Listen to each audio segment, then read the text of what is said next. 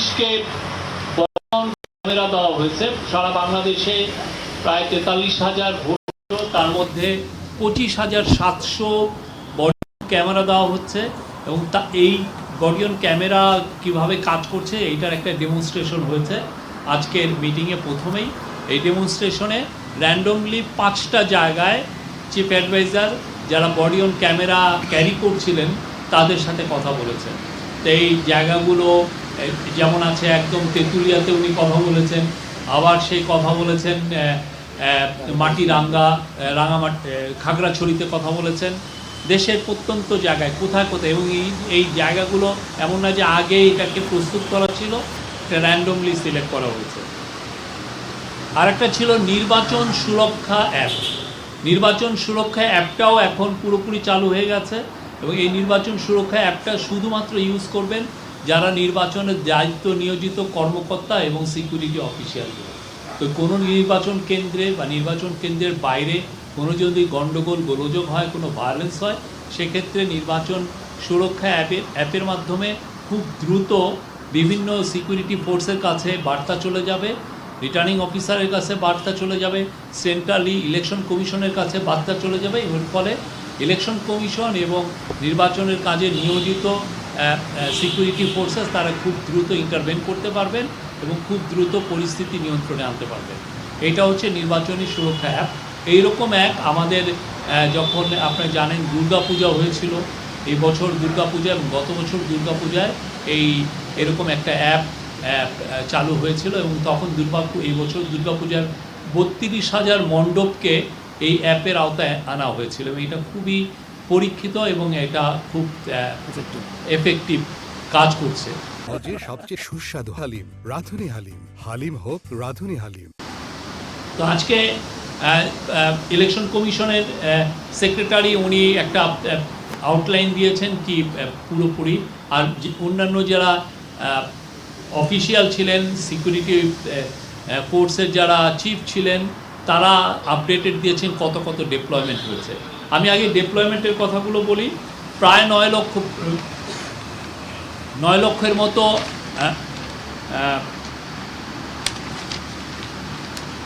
লক্ষের মতো member of security forces, তার মধ্যে 1,08,000 হচ্ছে arm forces member, that means army, navy এবং এয়ারফোর্সের। এদের ডেভেলপমেন্ট মোটামুটি শুরু হয়ে গেছে। তার মধ্যে আর্মি এবং নেভি এবং এয়ারফোর্সের 1,08,885 জন অলরেডি ডিপ্লয়েড হয়ে গেছে। বিজেপির 37,453 জন অলরেডি ডিপ্লয়েড হয়েছে। তাদের 37,453 জন সদস্য হচ্ছে 1210টি প্লাটুনে। কোস্টগার্ডের 10টি জেলায় 17টি আসনে, মানে 20টি উপজেলায় 69টি ইউনিয়নের তাদের 3,585 সদস্য মোতায়েন করা হয়ে গেছে অলরেডি। পুলিশের কাজটা, পুলিশ ডিপ্লয়মেন্টটা হবে একটু দেরিতে, সেটা ওদের কিছু কিছু কাজ ওরা কাজ করে রেখেছে, বা ডিপ্লয়মেন্টটা ওরা হবে 11 তারিখ সকালে। আর পুলিশের ডিপ্লয়মেন্ট হবে 1,57,000, আর আনসারের 5,67,866 জন আনসার সদস্য। এদের ডিপ্লয়মেন্ট কালকের থেকে শুরু হবে। ওরা 600 ডিস্ট্রিক্টের থেকেই তো ডিপ্লয়মেন্ট হবে, অতএব এটা কালকের মধ্যে এই ডিপ্লয়মেন্টটা কমপ্লিট হয়ে যাবে। আনসারের যিনি প্রধান এটা জানিয়েছে। আর এছাড়া র্যাবের কথাও বলেছি। র্যাবের ডিপ্লয়মেন্ট টু টাইম মতো ওরা যখনই সময় হবে, ওরা অলরেডি যে কাজগুলো প্রস্তুতিমূলক কাজগুলো করেছেন, ডিপ্লয়মেন্টটা শুরু হয়ে যাবে। এছাড়া আজকে ইলেকশন কমিশনের যিনি সেক্রেটারি আক্তার হোসেন, উনি জানিয়েছেন যে মোট 299টি আসনে ইলেকশন হচ্ছে। আপনি জানেন শেরপুর 3 আসনের প্রার্থীর মৃত্যুজনিত কারণে এটা স্থগিত আসন হিসেবে ডিক্লেয়ার করা হয়েছে। নির্বাচন আপনারা জানেন, নির্বাচনের তফসিল ঘোষণা হয়েছে 11ই ডিসেম্বর 2025। ভোট গ্রহণের তারিখ 12ই ফেব্রুয়ারি। আবারও বলছি, প্রতিদ্বন্দ্বী প্রার্থীর ভোট সংখ্যা 2029 জন, আসন সংখ্যা 99-এর কারণে। রাজনৈতিক দলের মোট প্রার্থীর সংখ্যা 1755 জন, স্বতন্ত্র প্রার্থীর মোট সংখ্যা 274 জন, মহিলা প্রতিদ্বন্দ্বী প্রার্থীর মোট সংখ্যা 83 জন, দলীয় হচ্ছেন 63 জন এবং স্বতন্ত্র 20 জন, পুরুষ প্রতিদ্বন্দ্বী প্রার্থীর সংখ্যা 1946 জন, দলীয় 1692 এবং স্বতন্ত্র 254 জন। আবার ভোটারের সংখ্যা যেহেতু 299টি, ভোটারের সংখ্যা একটু সেই একটি আসনের ভোটার এখন এখানে ক্যালকুলেট হয়নি।